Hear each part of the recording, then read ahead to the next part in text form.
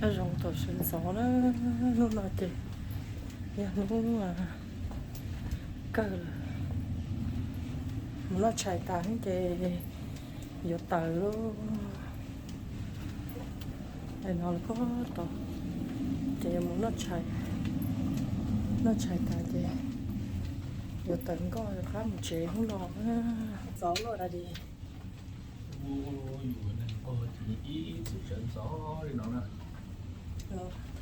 Đây là nó nói là mỗi dù chẳng phải có chỉ ở đó sợ em bên ngoài đó sợ quá rồi đó sợ đó cái là lỡ còn mù vô là lỡ còn mù đấy nhở vậy chỉ phút gió rồi nhở chỉ mong được cái sai đó tại vì thì cái gì mà tôi muốn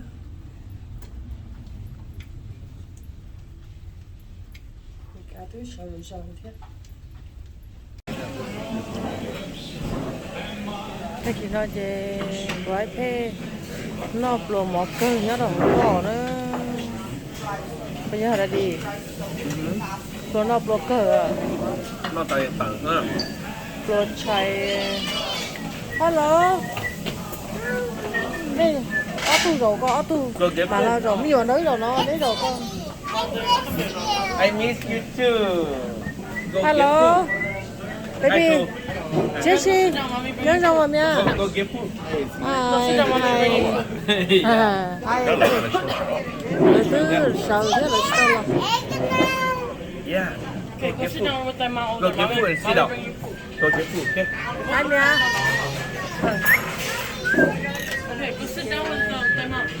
say hey Jesse yeah anh nhớ xong rồi Jesse nhớ rong sườn gió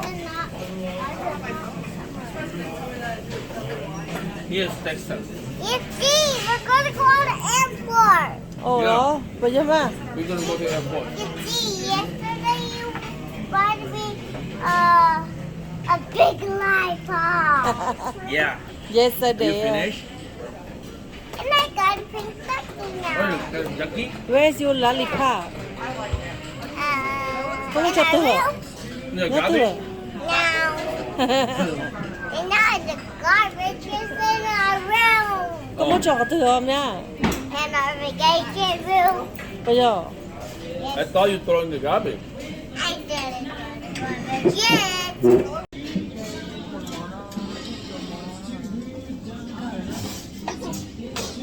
I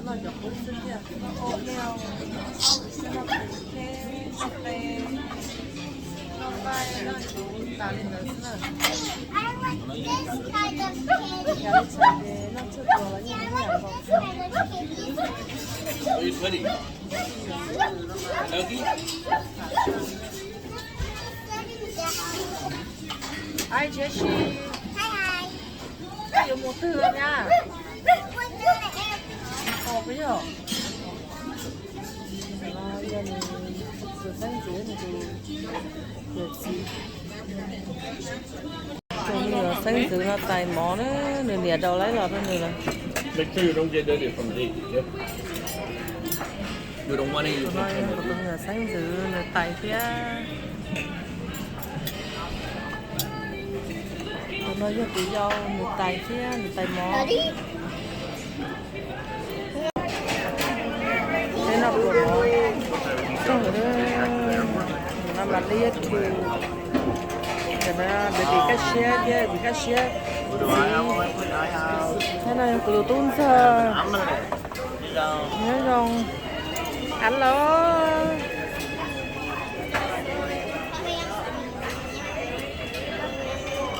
giờ có non chừng tao quá miếng cá hò I thought it was chair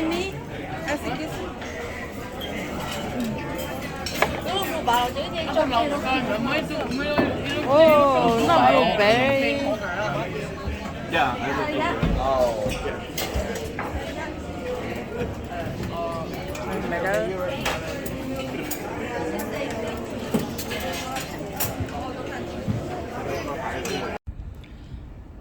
phải tôi vì nó chỉ chắc là lột xong nữa Texas nữa nó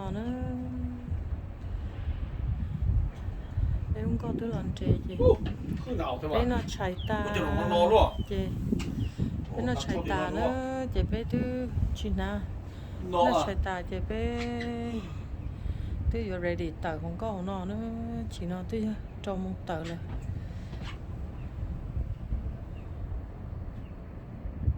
bé là số Texas đó thứ muốn nó chạy lò nữa chỉ nó trong một tờ thứ muốn nó chạy lò thì thứ là tờ không có nữa sao nó có tờ nó không có cái cứ thôi cứ nó sáng gì đó thì sao có thì nó cũng không có thì không có tờ biết tờ có thì ăn thôi thì nó thì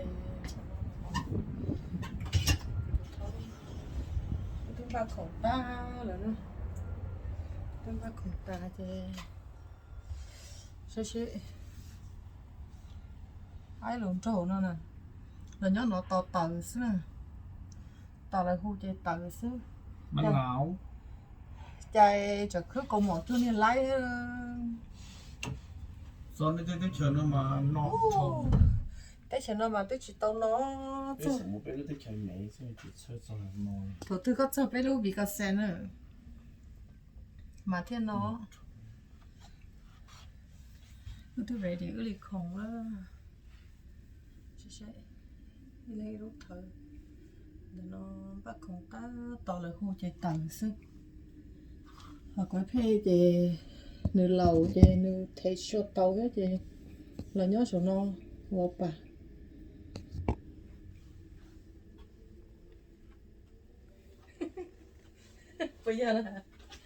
bây giờ là đi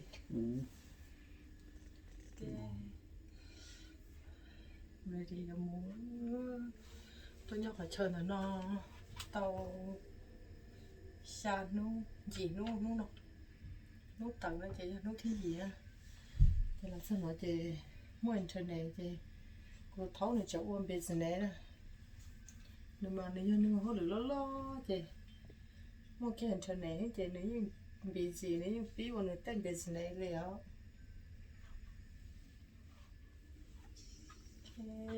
thay đi nó sẽ là thay nữa chị tôi sai nó đó mình chiên đâu có tiền đâu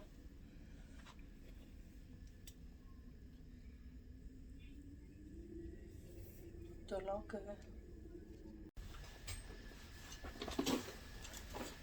cái là một trẻ nó xong gì đó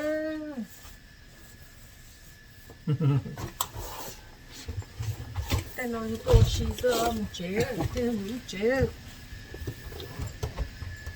Còn đây à? Đồ trở lại hả? tại sao không vấn đề là gì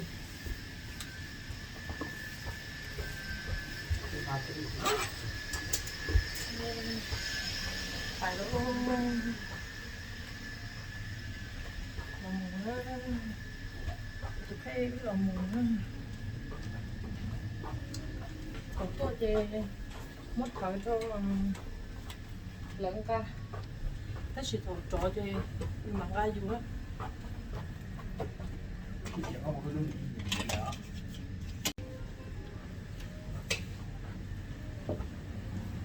còn tôi thì mất không cho lại cha cái sự thổ trọ thì mà cha nó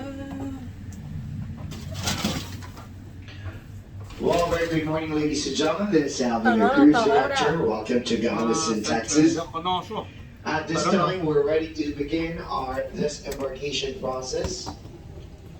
And we would like to start with our guests to sign up for our self-assist, which means you can carry all your belongings with you. You can now proceed to deck 6 forward, front of the ship. Please have your guest key card ready and available in your hand. Once again, we're now calling our guests to sign up for our self-assist. bé tự là một trẻ trẻ tự trong nó từ ok nữa baby lúc khách si thế cha lâu thế cha nữa lúc số khề thế của con trai cha số khề thế chẳng cha mình nhỏ thế nữa cái sẽ bị gì tiền à họ nói hết của tôi tôn sao người cha nữa lúc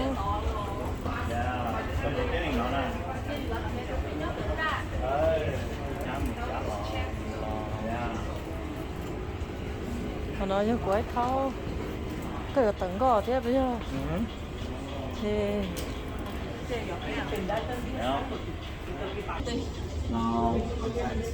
cái đó tỏ là sẽ cá nhân đó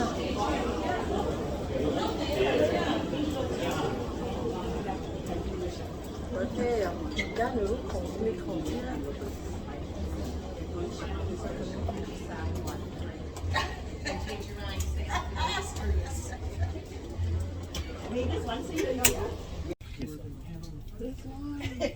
thế là cho phải không có nữa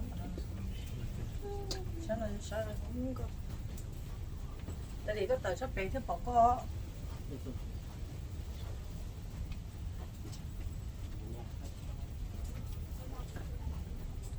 Is that one easier?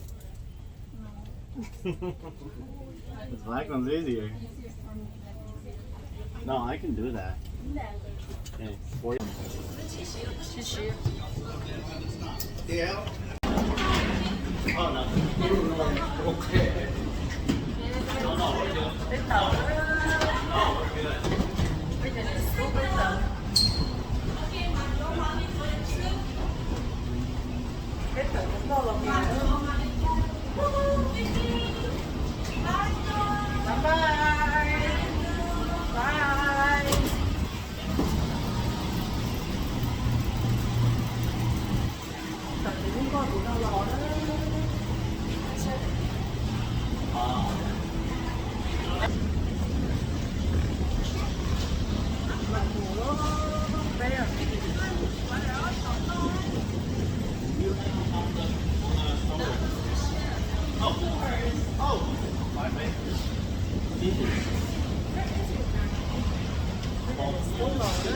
mà lên ở dưới thì nó khá sao được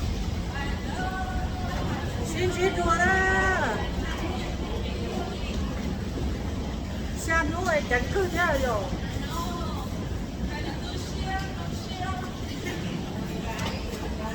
thank you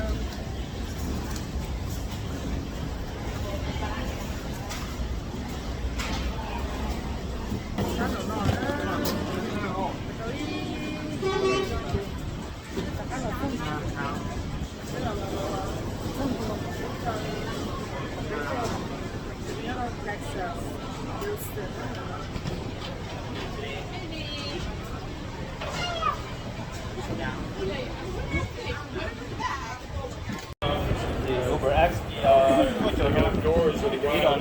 So we'll just see. No, that's a pingy chop. Baby cashier, no.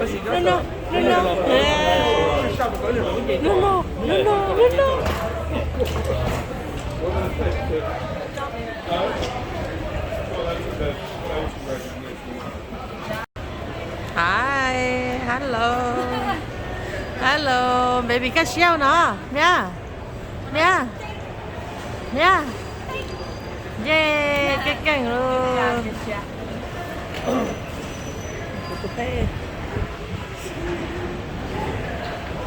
Đấy, một cành kia, baby cơ.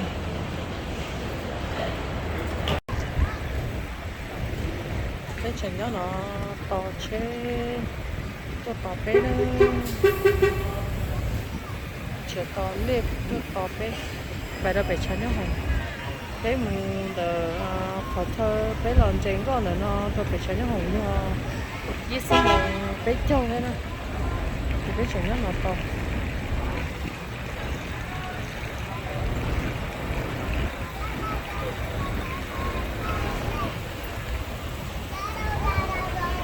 Nhưng mà đi thì trừ rồi. Đây lỗ tổ lắm sao? Ok. Bye bye. Bye. mà lấy được mù đó để cho xong đi về đây lưu chẳng có đấy mà mù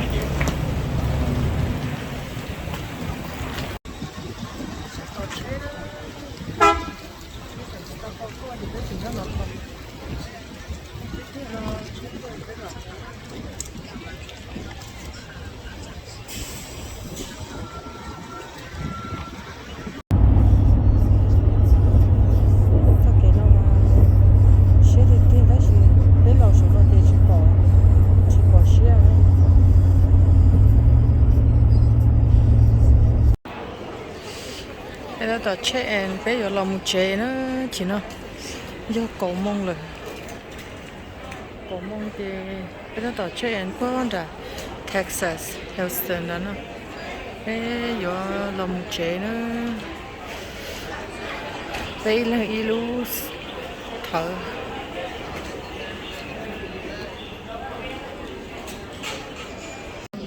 bé rất là làm friend và sự từ lâu đó bé phải cái là mù chả có mù chế đó giờ là cá mù tí snow đó của tôi phê nào này Trong có snow. cá mù có snow giờ cá mù cái gì chơi cá mù có gì chế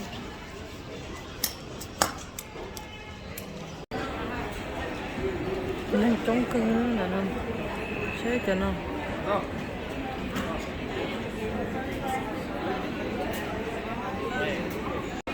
cái lần chỉ của tuần sai nữa nó hi baby cái gì cái gì mua từ mua chế đó mua chế đã đó nè ready nè mua cái từ mà đi chắc là một tí xong rồi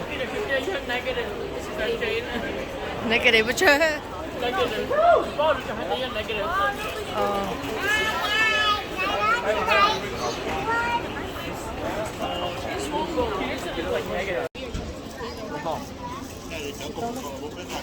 Tôi xin cả. Giờ hầu.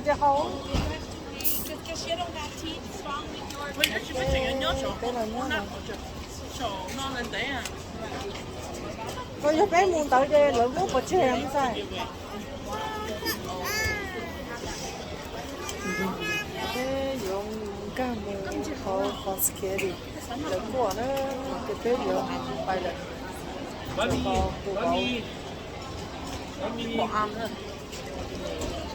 Anh đừng chia con nữa.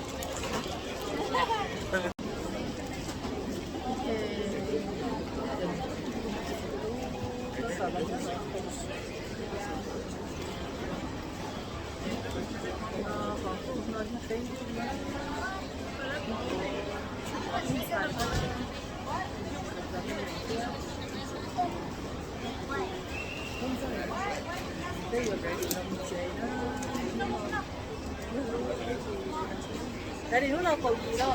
Daddy lúc nào đi cầu gì biết không?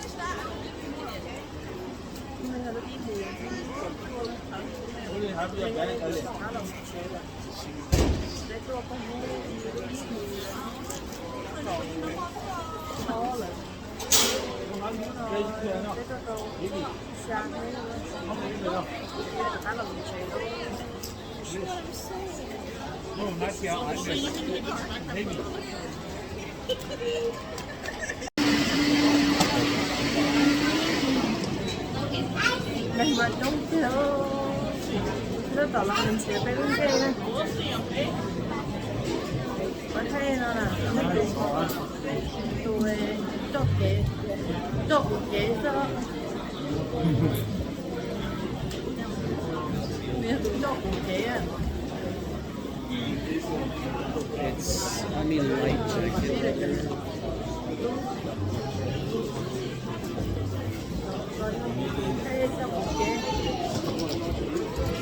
Ra.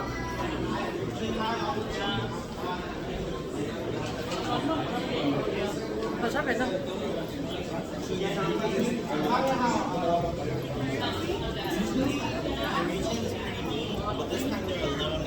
A little bit, but At the end, yeah. I'm not like the biggest fan. Cái đó tao mua nó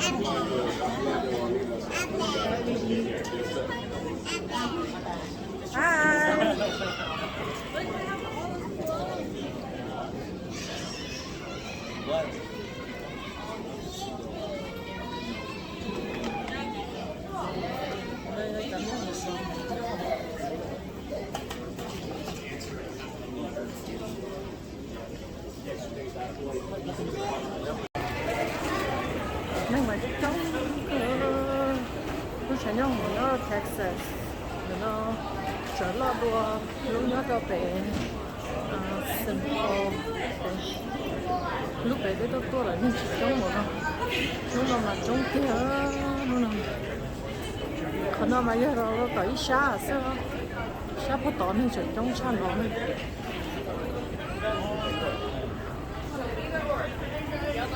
They have two.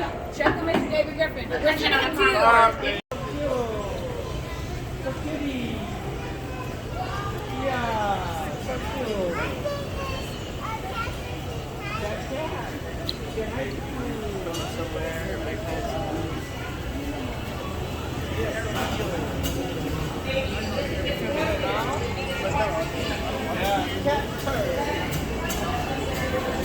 Chị thiên chế sĩ à? Chị thiên chế sĩ à? Wow, blue. Blue. Blue so cool. Yeah, I love blue. Yeah, red. Pink. Dark red. Light red. Hi.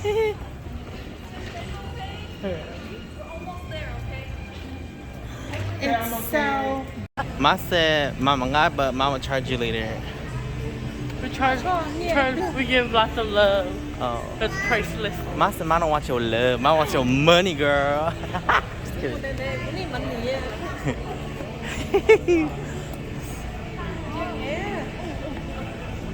We are walking to our terminal right now.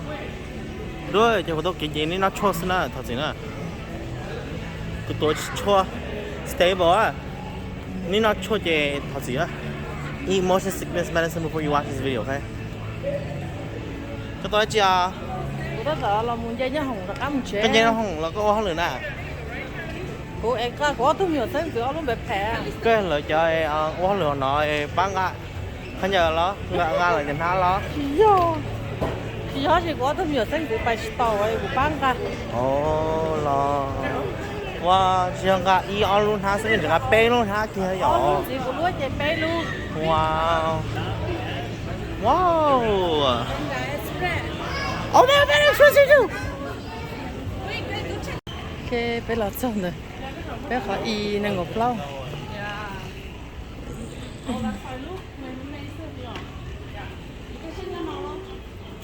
Nhớ kìa, thì có mà baby. Papu. Papu. Papu. Papu.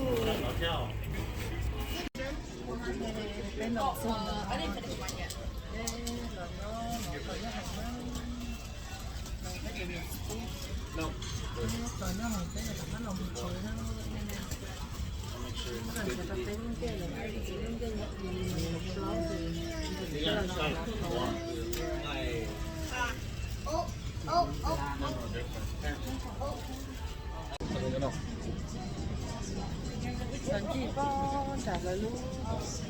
Đó là luôn sẽ nhớ hồng. Nhớ đâu là Texas. Lọc thu cho ta làm này. Luôn sẽ nhớ hồng. Điều kia. Không được chiên hay. Không sẽ nhớ hồng đâu để lọc cưng nha. Lo tập tạ. Lo tập tạ. Chỉ có bỏ lúa.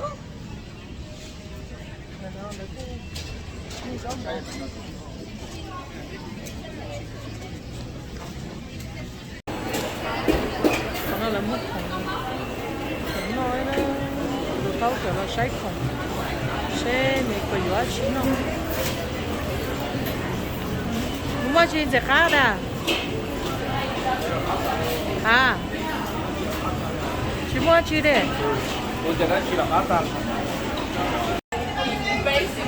Nó như là lúa food court nhớ đâu họ là lúa trái nhau hồng không đâu. Ta biết là có món no là cũng mua món gì kỳ thế này.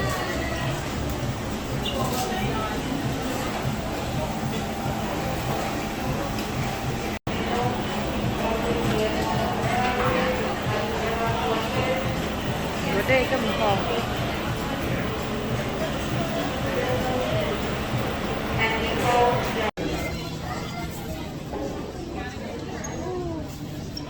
có đây bạc à? Ít bông hết rồi tờ số luôn á rồi ở đây tờ panda espresso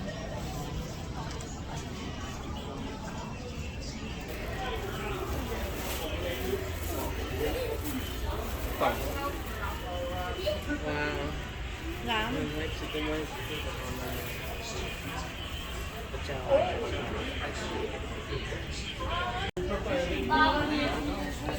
bé tất tỏi vô mù đó tất tỏi vô cái đất tỏi vô mù đó là mù đó bài tết chờ mì cà nữa quá bye đi cách xa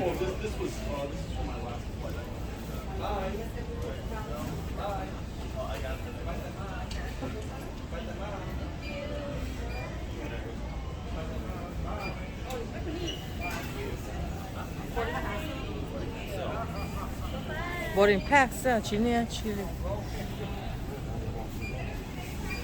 bye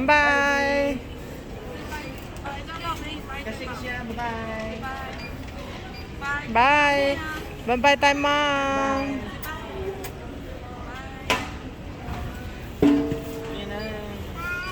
bye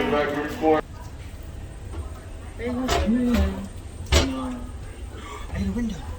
Hey, the window. Oh my gosh. Oh my gosh, I finally get a window seat. Look. Đây là nó chưa sáng để nó chỉ mình scoop cái là không tốt. Mà sẽ phải từ lúc không chịu nhau khoảng chỉ lâu.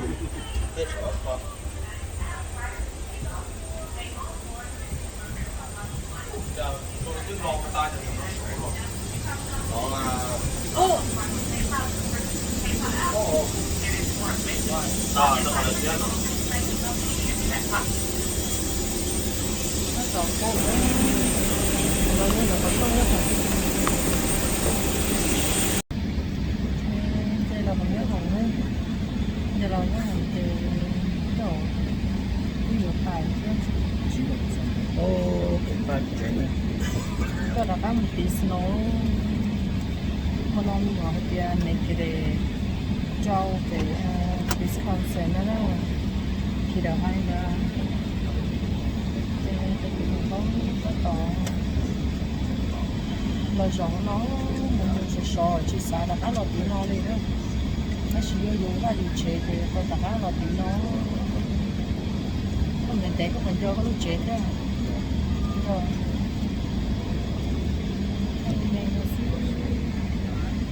bây giờ rồi có thể xài thì người ta chỉ khai始动摇了，本来不高兴。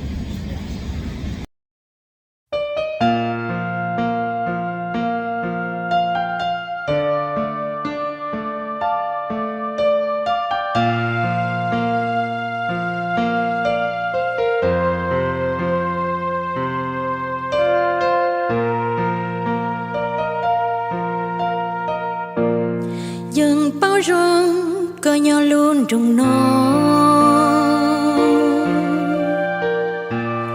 cha chỉ bỏ có chữ khó tư ly cho bé cháu lời yang chỉ xin chi mong tê phá đi lo có chỉ mù dừng bao rong tiệc có mùa tu tiền xin do thâu sa bỏ ý rồi sợ đen dễ sư lo rong Lucia rồi do bao tiền có nó cả nhỏ rong cha thằng đó cứ chỉ vô con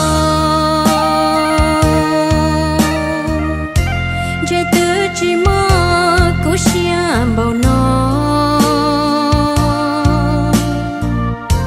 trái tứ chỉ cho có tam bảo nó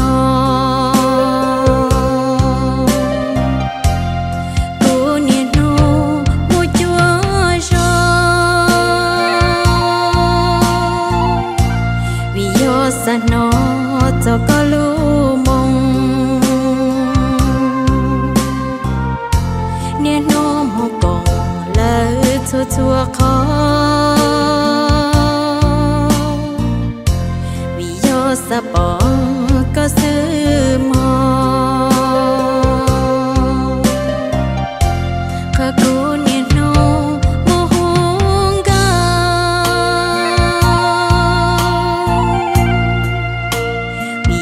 hút trâu có sự có bao giờ hậu cụ Lucia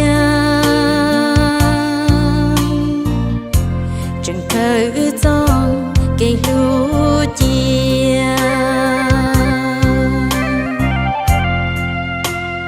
chỉ một nụ plò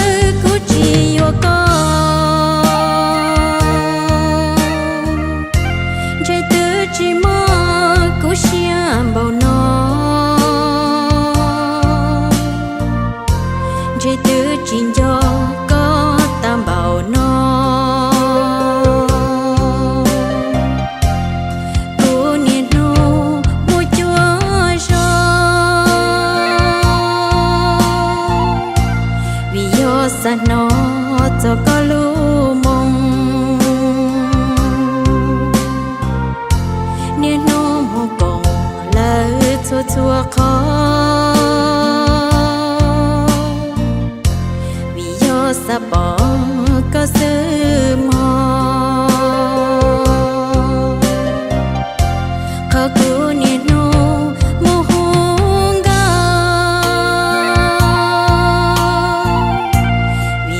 hút trâu có sự sẽ ý nô tư có bùi vô nó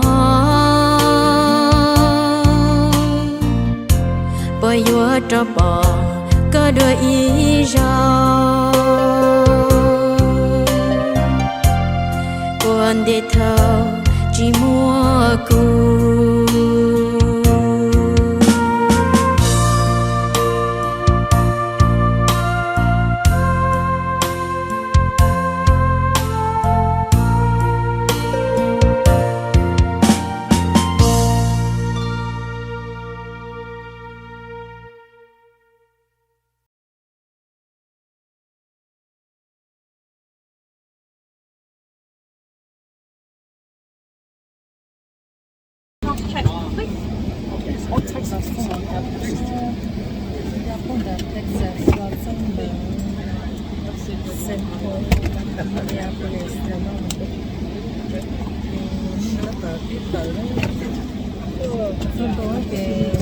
Muslim sản sinh không dễ tóm này là tờ lớn đây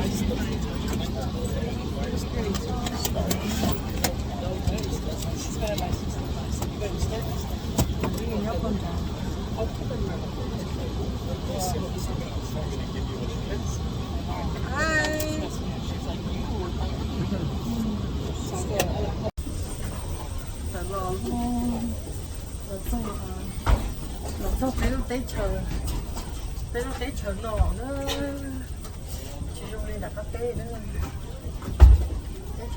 tế chờ nọ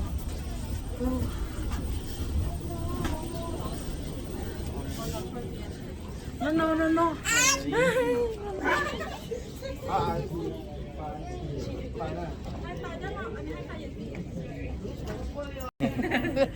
lo mía lo chú chú mi cá lo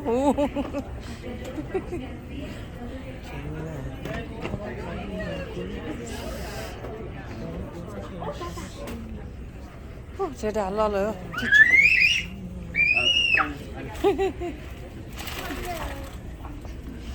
No.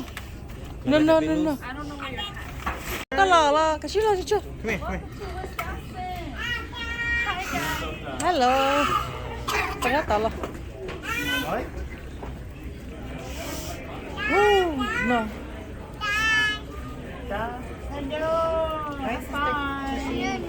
No. No.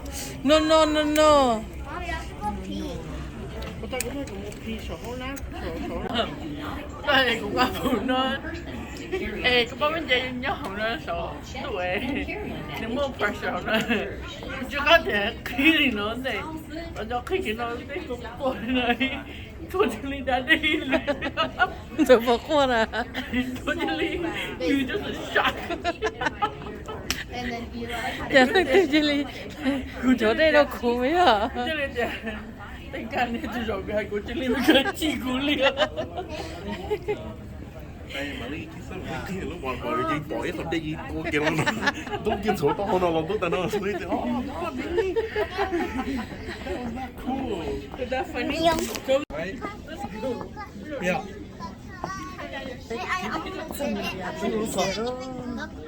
You almost did it. Yeah, I did this. Sao có qua chả nào? Oh, you're good now. Okay, you and me, what you do? No, I can do it. Cannot hold a hand. Try it. What? Nhiệt gì ạ?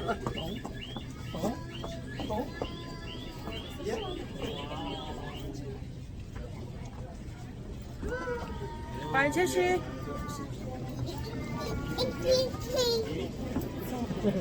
Mom, this over is double that. You almost won. So I teach you. Oh yeah, you're good now.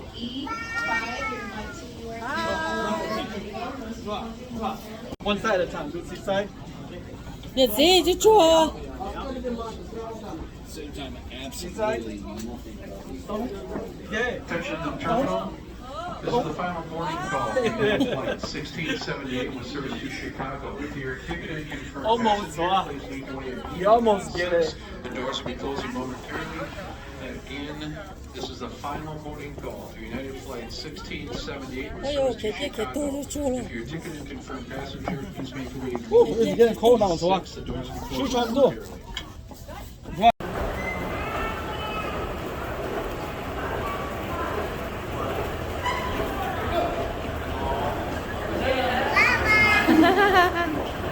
Choo, baby, can share.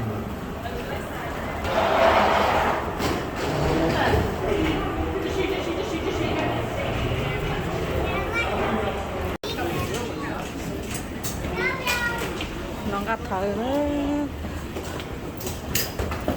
Nó ngắt. Rúa. Nha, nhớ tử nó mua. Nhớ tử nó. I can do it. Mình xài đến tới luôn rồi.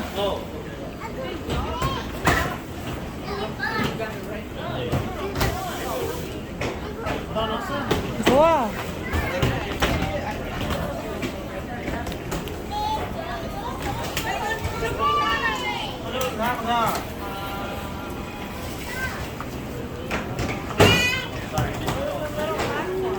是个木白啊。说个路没？是啊，你在。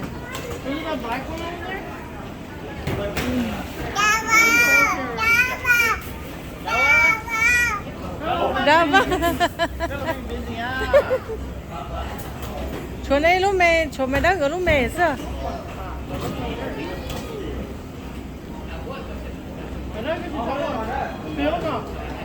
Bây giờ nè.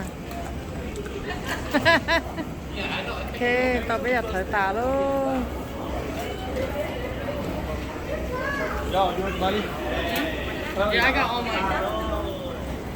Just arrived for flight 577.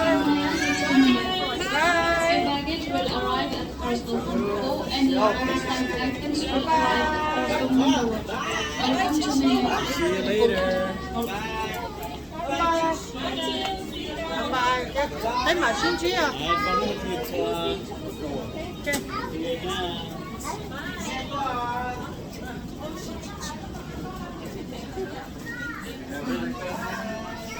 Where's that big thing? Oh, no, really, Here's between door 1 and 2. Cao luôn. Bye. We're going home. I know.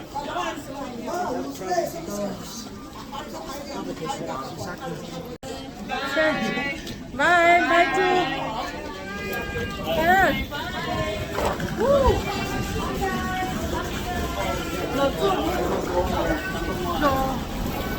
Mình số 8 nào mà nó đi theo nó đi theo nó đi theo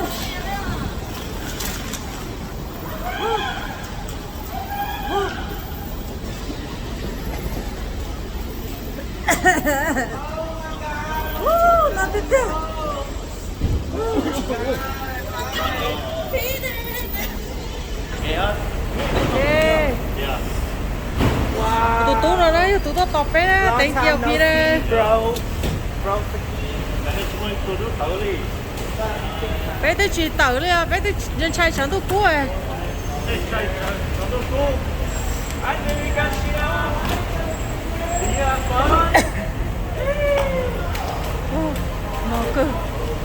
nó cứ phải đâu chỗ lúc nào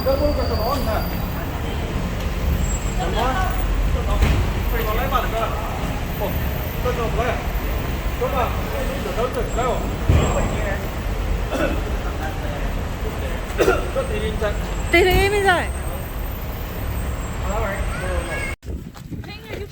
bé lọ thì bé chỉ trái lá bé là nó mỏ luôn Tokyo 23 Hibachi bê phê mà đi lỡ mù lỡ thế thì lần này bây giờ nhiệt tốt thôi mà đi theo ở trong nhà sáng dưới chủ lời phải là chủ tổ tiên lâu tốt to lỡ thì lỡ phải là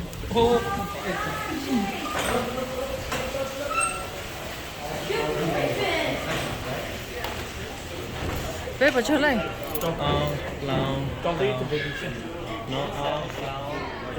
thế bé là nó màu nó đấy đầu tàu nó không có cứ All adults? Yeah. For 6 adults in total, after child is 156 and 80%. One more down. What? Right into the group. Here we go. You can skip that next question there. After the receipt? Yes.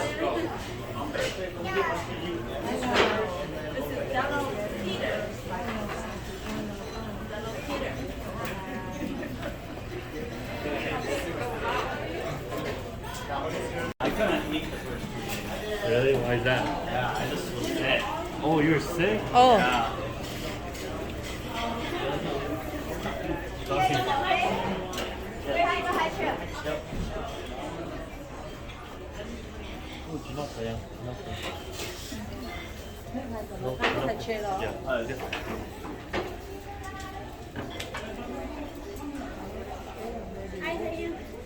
Thank you.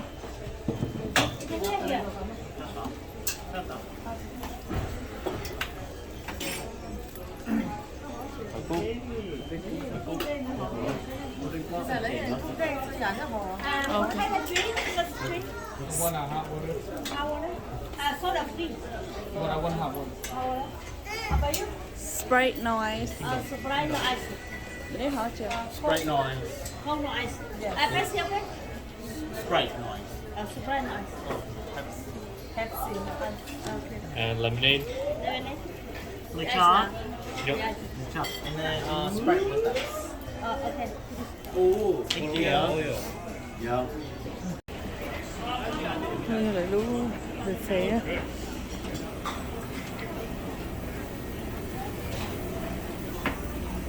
Đây đi, cái đó chị. Đâu chưa lia chưa Cho nó như lấy cho cháu mỏ đấy, để nó cho xịt.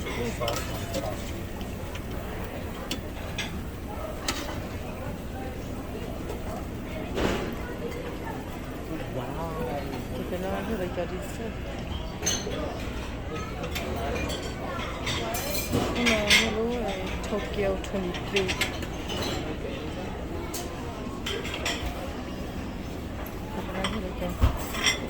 Khổng phía rau mỏ con tàu chơi thế này cho nó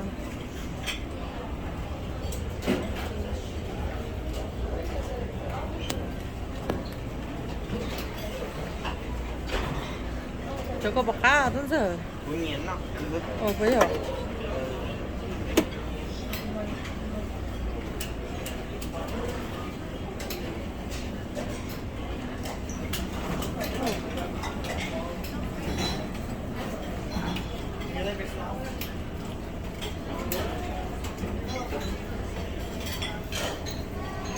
không có đi lỡ mua rau món đâu tôi có thấy của tôi tháo cái tua là nó là còn có tua rau nó như rau cái os nó là nhá rau cái xem khô này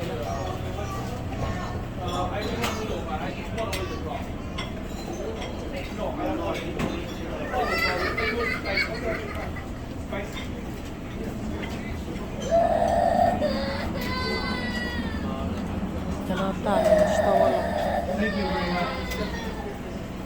lấy một phẩy thế này để đi có nó phẩy lo nó phải đây cũng nó qua sao có yếu qua sao nó qua phẩy nó thế等我就回没得手套。是我还闹得早这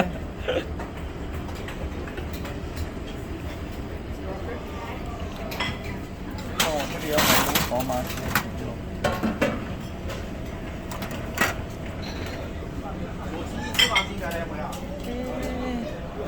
？Hello。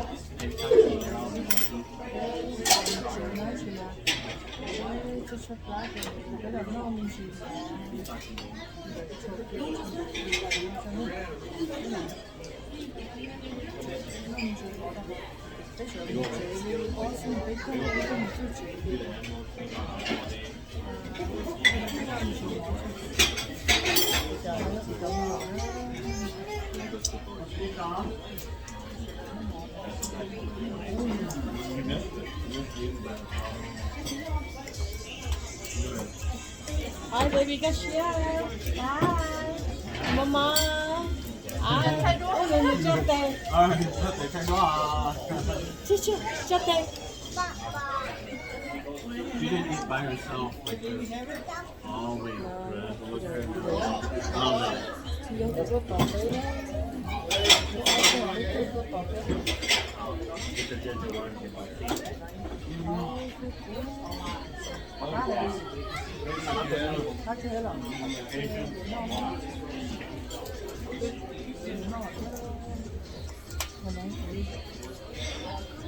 Stop.